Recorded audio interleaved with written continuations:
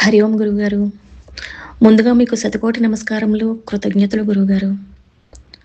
మమ్మల్నందరినీ శ్రీశైలం తీసుకెళ్లాలని గొప్ప సంకల్పం చేసి, అందరినీ సమన్వయం చేసి, ఎటువంటి ఆటంకాలు లేకుండా చక్కగా మీరు నేర్పించిన వెలకట్టలేని భగవద్గీత, శివానందలహరి, సౌందర్యలహరి పారాయణ చేసి, ఆ మల్లన్న భ్రమరాంబిక అమ్మ దర్శనంతో మమ్మల్నందరినీ పునీతులను చేశారు గురువుగారు.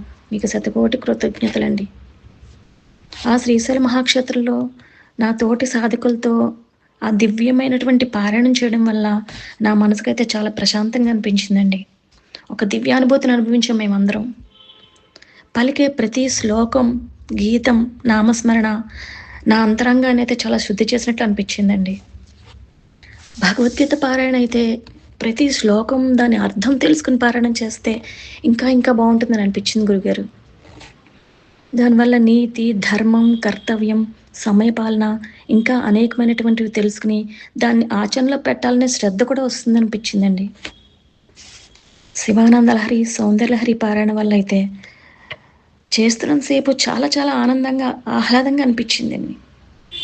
సమర్పణ అనే భావంతో చదవడం వల్లేమో గాని, ఆ శివయ్య ముందు, అమ్మ ముందు కూర్చొని పారాయణ చేస్తున్నట్లు అనిపించిందండి. ఆ భజనలు, పాటలైతే ఇంక చెప్పక్కర్లేదు గురువుగారు. మమ్మల్ని మేమందరం మర్చిపోయాం అసల. ఇంత మంచి కార్యక్రమానికి లలిత గారు, తేజ గారి కృషి, శ్రమ అయితే చాలానే ఉన్నాయండి. కార్యక్రమం జరుగుతున్నంత సేపు కూడా మనం ఎవ్వరం పరిచయం లేకపోయినా చాలా శ్రద్ధగా వీడియో తీశారు. జయమ్మ గారు ఆళ్ళ ఫ్రెండ్ వాళ్ళ అబ్బాయి.